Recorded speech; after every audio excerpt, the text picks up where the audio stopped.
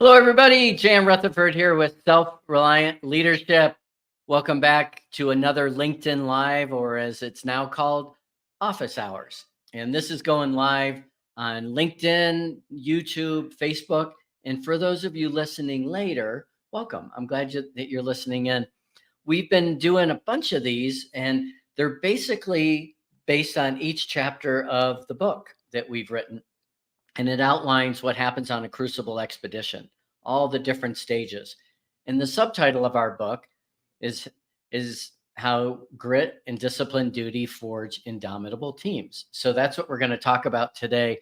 This is really goes through chapter 8, so of 12 chapters. So we're 2/3 of the way through, and our special guest today is my very good friend Erin Procko. Hello, Erin.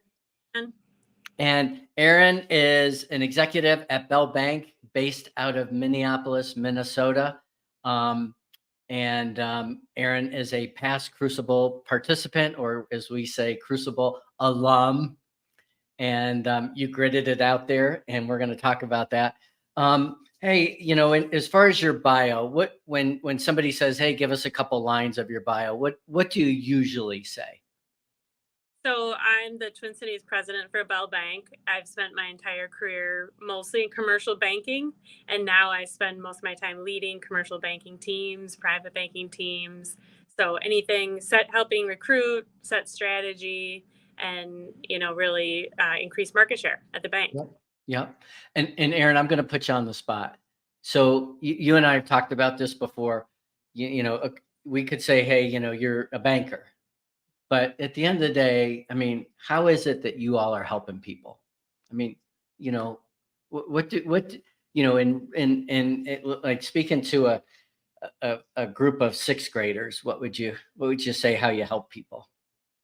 So we help people build their families, get into homes, help them build their businesses. So take business ideas and take them into, growth and employing people. So really, I mean, if you want to boil it down to one thing, it's really helping our communities. We're like the economic lifeblood of our communities in Yep. banking, but that Yep. be the side or the business side. Yeah. Yeah, that's great. And when what's not in the public bio? What's something that's not on LinkedIn or anything about Erin Procko? Well, I knew you were going to ask me this because you do it on your podcast every Yeah. week. So I had to dig up something really good, which was I used to be in show choir where I would, sing and dance, and we went all around the country competing, and also in musicals. And because this was pre-digital age, there's no copies of it anywhere, so no one can find any. I- are you glad there's no?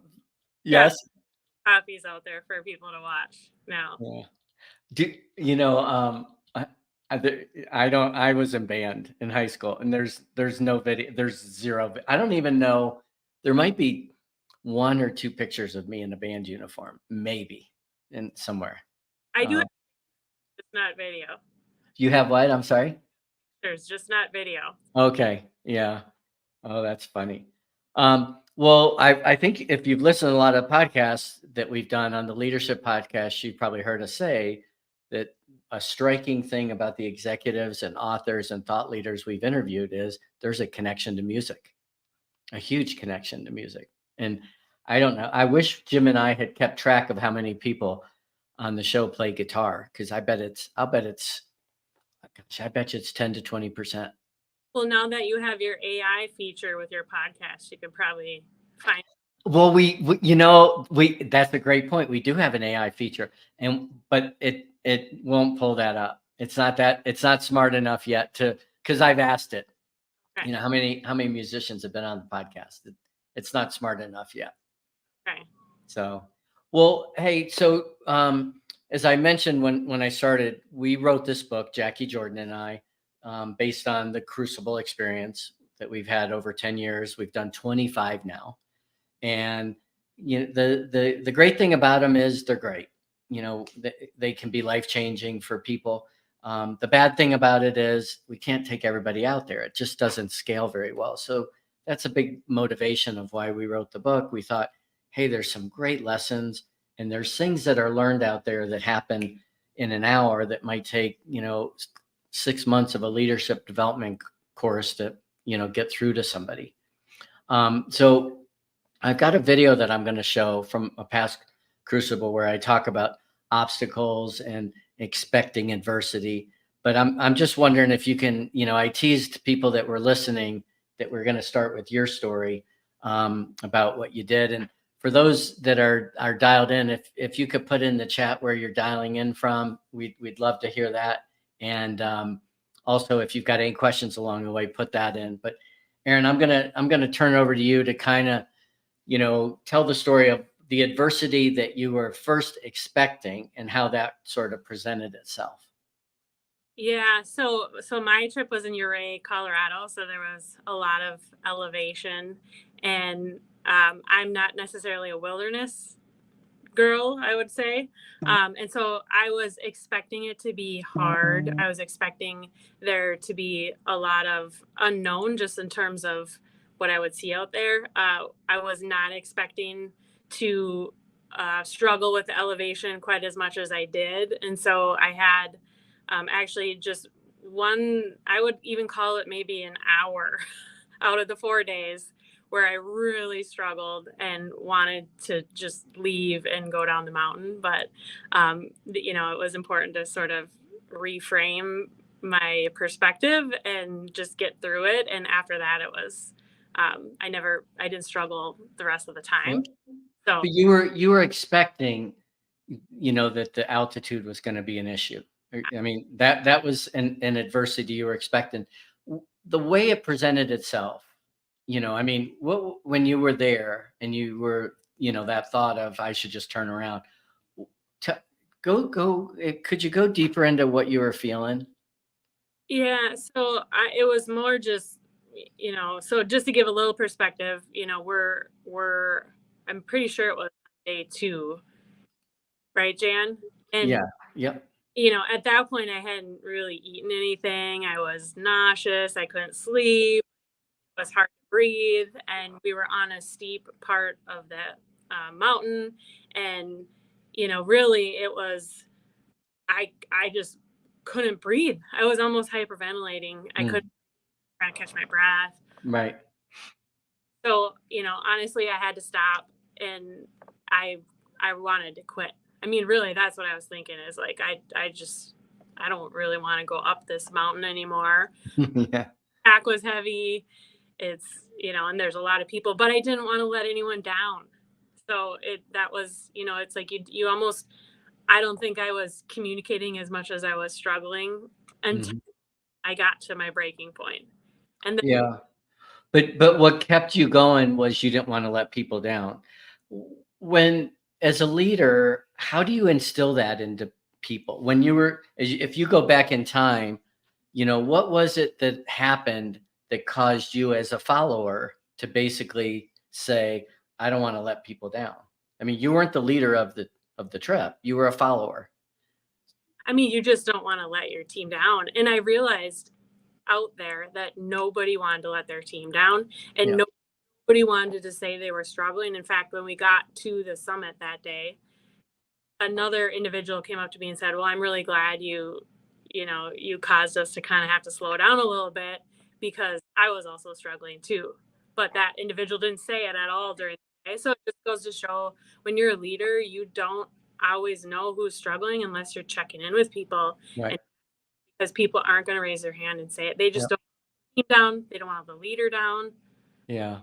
Do you, in the business world, I mean, out there, it's easy. I mean, either you're keeping up with everybody or you're not, or you're having a meltdown or you're dehydrated. I mean, it's easy to see where people are at. In today's work world, we've got people all over the place. We're in meetings, in-person meetings, we're hybrid, we're on phone calls, Zoom calls. You've got teams spread out. You've delegated, you've trusted them to do their job, 8 to 5 every day. How do you, was there anything that you brought back that you said, ah, here's how I create a sense of duty, a shared responsibility with a team that people don't want to let each other down because maybe somebody's out there and like hey, it doesn't matter if I put in a full day today or not. You know, you know, it's not like, the team's not going to go up a mountain. How did that transfer or translate for you? I mean, one thing we did when I got back is we out on the Crucible we had accountability partners. Hmm. Did with an exercise actually you were involved with too. We actually had people talk about what they were struggling with, and then we assigned accountability partners, and the goal then was to for those people to check in as the next few months went on and see how they were doing on that, Yeah. creating an open space for those conversations to say where you're struggling and where you're gonna try. Yeah. But out on the Crucible, again, you all were virtual strangers. I mean, so there was, as I say, nothing to prove, protect, or promote. Do you, can you do that in the work world? Can you create accountability partners where people trust each other, will let people know I'm struggling, or even like, hey, I didn't really put in much of an effort this past week. I just didn't feel great. I'm not going to tell my boss I didn't put in effort, but I really didn't. I better make up for it before the end of the month. I mean, do you think that can happen in the work world? Yeah, I mean, it can, but not to the same level because people do have something to protect, prove, or promote when they're at work. And out in the crucible, you did. So but you can really get to a spot, and I do feel like I have that with the lead I'm privileged to work with, where there's just a high level of trust. So one Yeah. thing where we start our meetings with highs and lows, just talking about what's going well and what's not going well, and it's a really non-confrontational way to talk Yeah. about someone might be struggling with or to celebrate.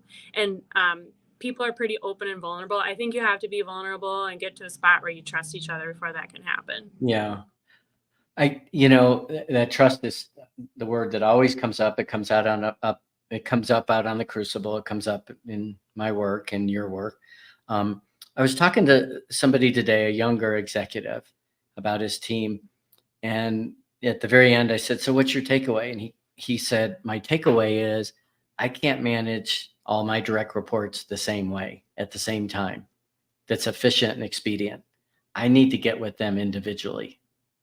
And that was, and I was thinking about that. Well, that's the only way to build trust. I mean, you're not going to build trust, doing the command and control thing with, all your direct reports in front of you. I don't, if it ever worked, I don't think it certainly doesn't work these days.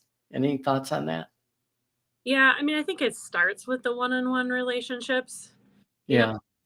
there, but I think that can translate into a group if the group has time to get to know each other and get to trust each other. It's interesting on the Crucible, you have 4 days and these are complete strangers and you get to trust day one Yeah. very quick. But in the business world, it takes longer. I do think you need to have the one-on-one first. Yeah. Yeah.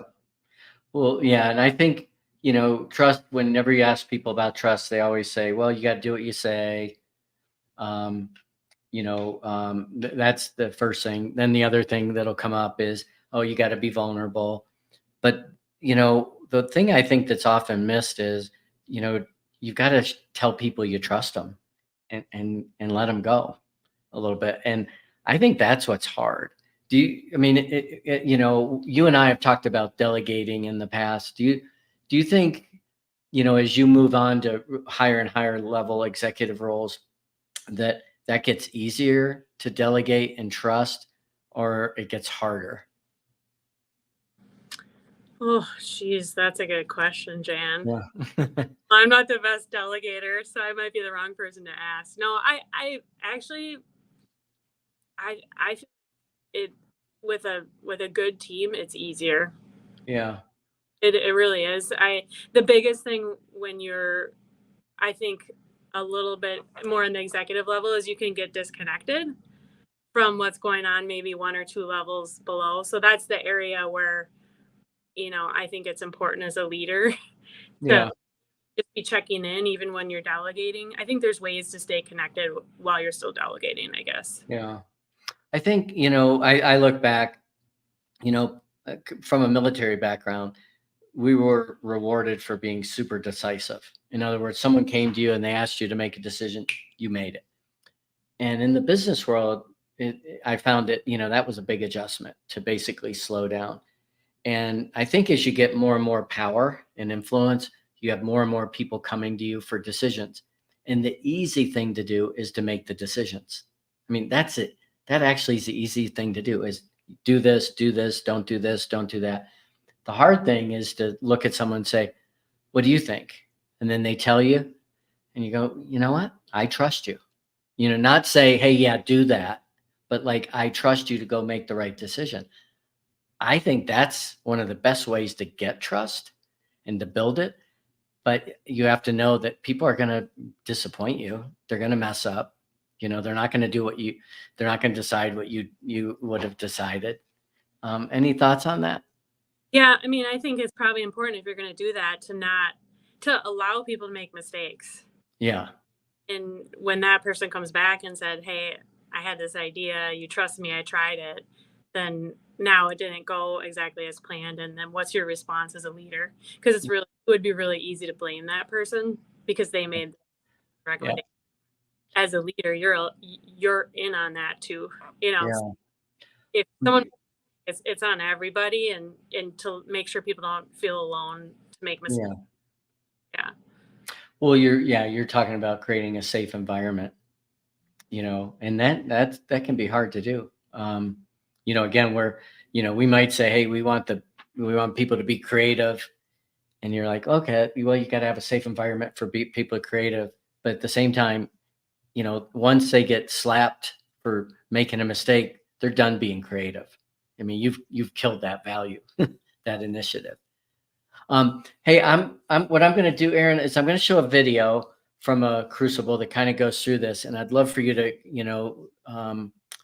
just take a listen and then reflect on it as from your own experience, as we basically talk about obstacles. So let me put this up here, and well, here we go, and I'll pull us off the stage, and we'll come back on when this video finishes. Obstacles are to be expected, both on a crucible, expedition, and in the work world. Of course, we're going to find things that are beyond our control. Out here, it's the weather, the wind, the terrain.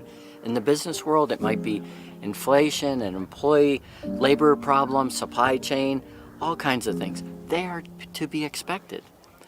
They're also opportunities for you to bring a team together closely, because what it really presents is an opportunity to make a decision. So we encounter an obstacle and we have choices. The important thing is that we establish the criteria by which to make the decision, and they should be in accordance with our values. Out here, safety is always the priority. In the business world, the criteria might be quality. It might be coming in on time, under budget. It might be employee satisfaction and engagement, customer satisfaction, engagement. But you have to decide ahead of time what the most important criteria are and in what priority. Then it comes to the process.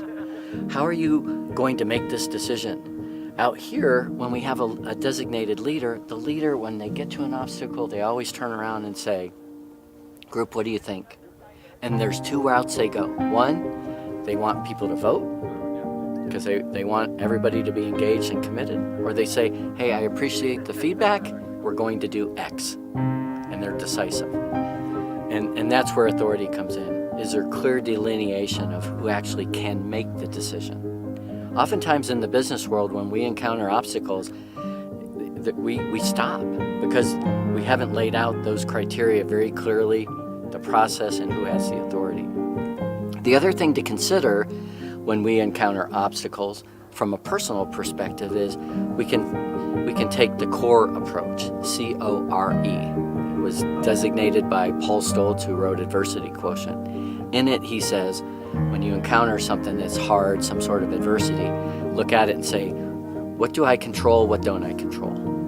Can I take ownership? Will I take ownership to produce a certain outcome? And then reach. Does this adversity affect every fiber of my being, or is it limited? Is this the end of the world, or is this a temporary problem we have to solve? Fourth is that we have to endure. It might be prolonged. This adversity might not just be a few minutes, it might be hours, days, weeks. It all depends. But in the business world, part of helping people endure is by framing expectations. So when you look at obstacles in the business world, look at those as opportunities to hone your own decision making, to get engagement of the team, and to help them understand the principle of core when it comes to adversity, what you control, what you own, how far it reaches into you, and what you can endure. When you look at obstacles as an opportunity for making decisions for the group coalescing, you'll actually take advantage of the adversity.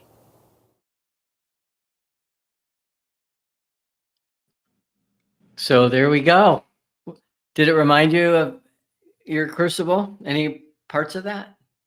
Yeah, I mean, for sure. It reminds me one day there, well, in the beginning, we were going kind of fast and we're in a single file line. And so it was hard for the leader to check in because they're in the front and they didn't necessarily have a way to kind of check in with people or to set expectations. I remember thinking, how far are we walking today? Are we close? Are we a long ways away? Obviously in the business world, we don't always know, Yeah. if we don't know, is it going to be over soon or not? But in certain circumstances, you might be able to communicate that. Whereas, over time, as we were out there, people got better about, hey, we're going to walk 2 miles today, be this much elevation, and here's what you can expect. So that way, when we run into things that are obstacles, like one day it was raining and we needed to get off the mountain really fast, then we're in a better spot to communicate because we've been already practicing that. Yeah. Yeah. Yeah. Yeah. I mean, communicate. I mean, it's funny going up a trail. You think, what do you need to communicate? And it always is interesting to me that even if we communicate every 15 minutes, it's not enough. And all we're doing is going from point A to point B. Yet in the business world, we think we can have a weekly stand up for 15 minutes and everybody's expectations will be perfectly aligned. Um, it's it's Daniel Kahneman, who wrote Thinking Fast and Slow before he died, said if he could fix one thing about humans, it would be their overconfidence. He would wave a magic wand and fix their overconfidence. That, I said that, I put that in an email. How do you not hear what I'm saying? I mean, so you, Erin, describe really good. I mean, there's things within our control, and there's things, obstacles that are not in our control. Do you think? I mean, were there any obstacles or any adversity you saw out there that ended up being an opportunity? Like it went from being a challenge or adversity to, wow, this is it. It's good this thing happened. Yeah. Well, I think any adversity you're going to learn something. So, for example, when the day that I was a leader, the goal was to get everyone off the mountain as fast as possible without anyone getting hurt because we needed to be below tree line, below the tree lines before the storms came. Hmm. There was somebody that was maybe struggling a little bit. And so they were trying different things like, hey, let's roll the pack down the hill so you can walk, and, just trying different ways of getting down the mountain or different ways to help each other. So that was probably one thing where you just become more creative with what Yeah. you faced. Another time, I believe, well, this was probably the same day where, we it started like hailing really quickly, and actually my tent was still up.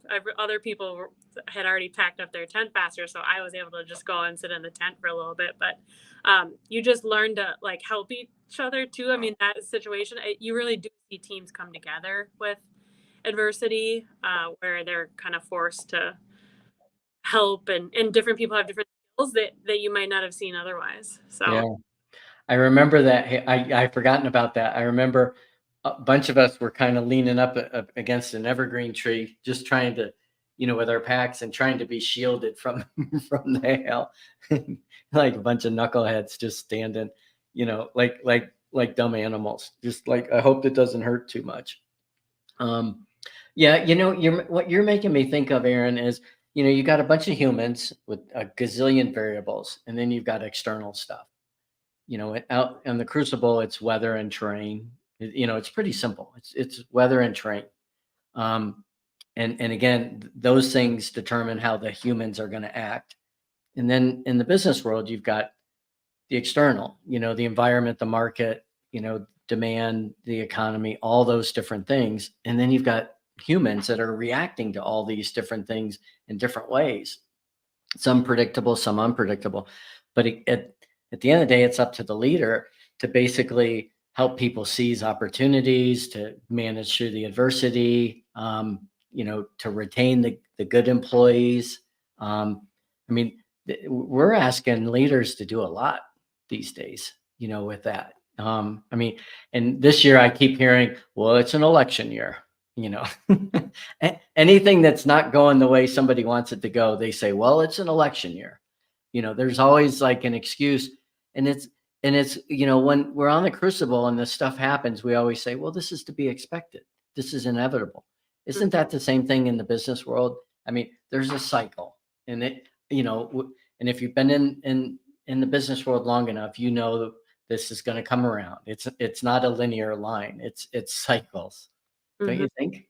Yeah, actually, the we did an all staff meeting at the beginning of the year, and the whole theme that I talked about was control what you can control. Mm, Banking, knowing we're going to a period of prolonged interest rate, being up, potential economic turbulence, and really and then we focused on what is it that we can control. We can control our effort and our attitude.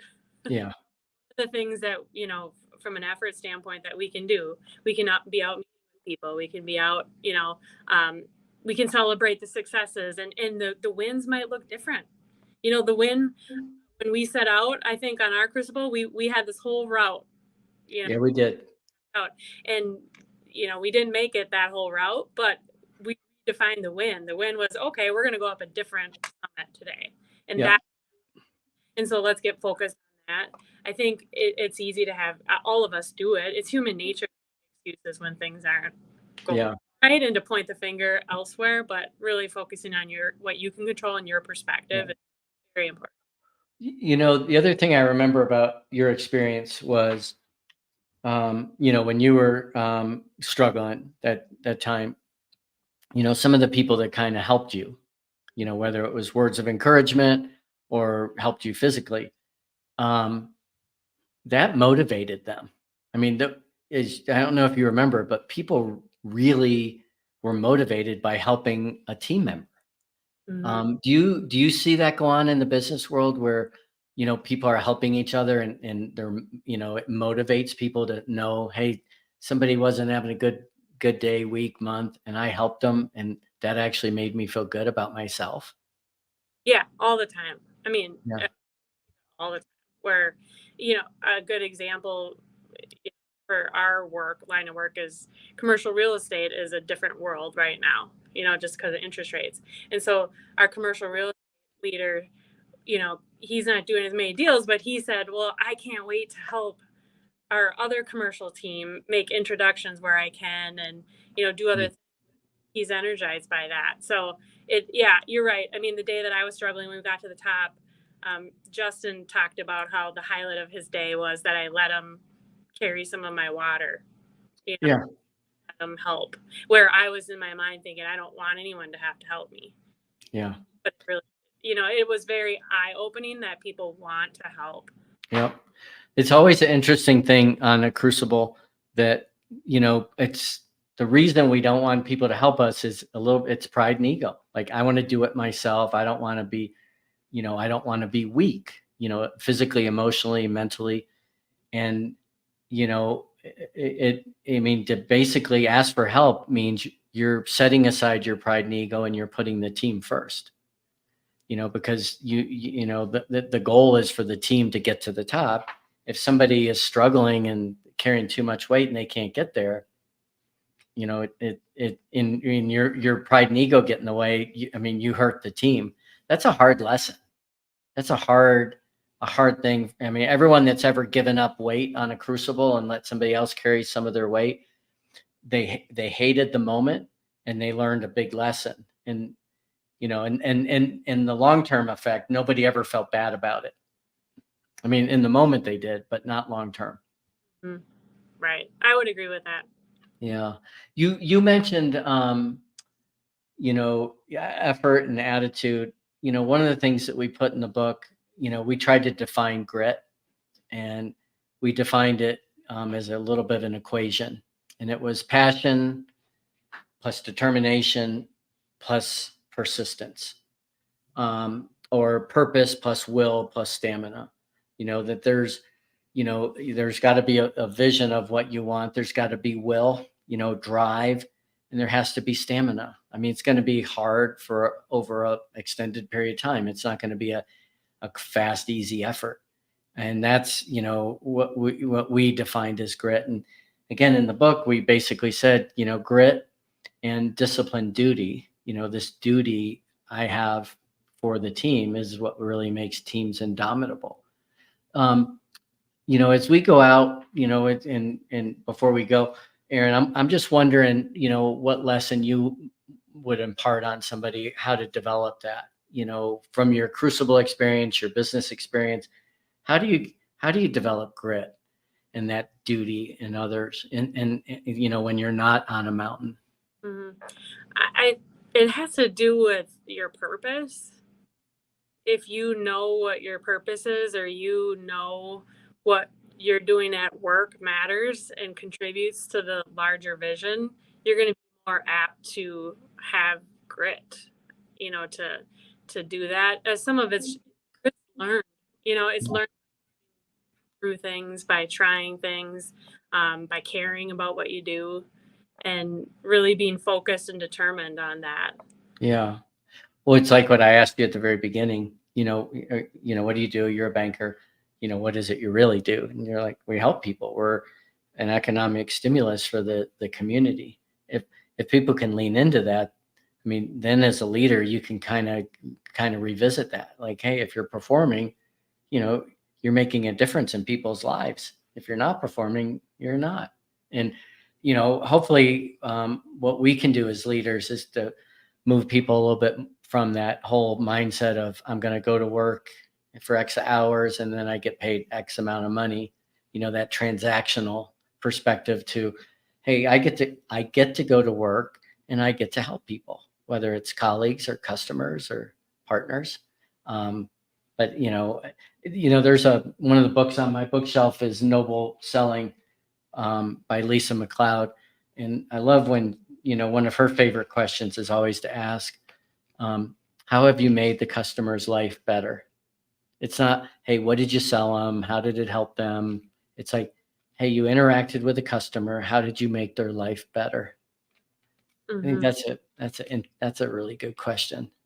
And, That's a and say that again. Sorry. part of what you do. Yeah. Hey, one last, and then I'm going to give you the last word. I'm going to just read a little bit from a couple of sentences from our book. As Jackie, Jordan, and I looked at this whole idea of resilience, we basically said, in order to enhance a team's ability to fully participate, even when times are tough, ensure you're seeing obstacles through multiple lenses. It's easy to be reactive during difficult times, but takes a steady hand to properly diagnose the root cause of the obstacle and apply the right leadership lever in the right way at the right time. We encourage people to stay curious. If you approach the challenge with a mindset targeted toward growth instead of failure, you unlock an array of possibilities. If you cultivate your habits of grit by driving your purpose with determination and persistence, that's where the success comes. And buried in the setbacks and hard times are the seeds of future victories if you take the time to step back, reset, refocus, and re-energize your team. That's sort of how we tried to conclude that chapter. Um, the other thing that we had a picture of for this session today was a picture of you doing that handstand at 13,000 feet elevation. Yeah, Yeah. and in Colorado, you can't go higher than really 14,000 feet. So we're 1,000 feet from as high as you can go in Colorado. And you had struggled the day before, and then that day you were doing a handstand. That Hmm. was pretty cool. Yeah. It was fun. Yeah. Did you plan to do that ahead of time, or did you just that was spontaneous? Yeah, I can't remember. We were just talking about it, and maybe we were talking about doing yoga poses or something. Yeah. And I said, "Well, I can do the headstand." So Yeah. I just showed my granddaughter that the other day, and she goes, "Oh, she had a name for it.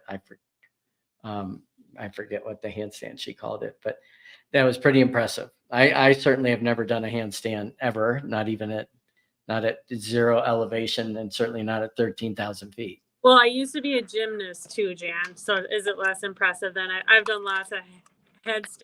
It's still mighty impressive. Um, well, Erin, anything else you'd like to add before we go today? I just want to say congrats. Oh, thanks. Yeah, it's great, and it for all of those people listening, get a copy. The crucibles and the work you do on the crucibles are so fantastic, and we've talked about is there a way to replicate it at work? And it's really hard, but there's so many lessons to be learned, and it's a great combo, especially with the military veterans, some of the most impressive people I've met in my life. So this Yeah. the what they've given and their leadership and all of that. So it was awesome, work that you do on the crucible side. Well, thanks.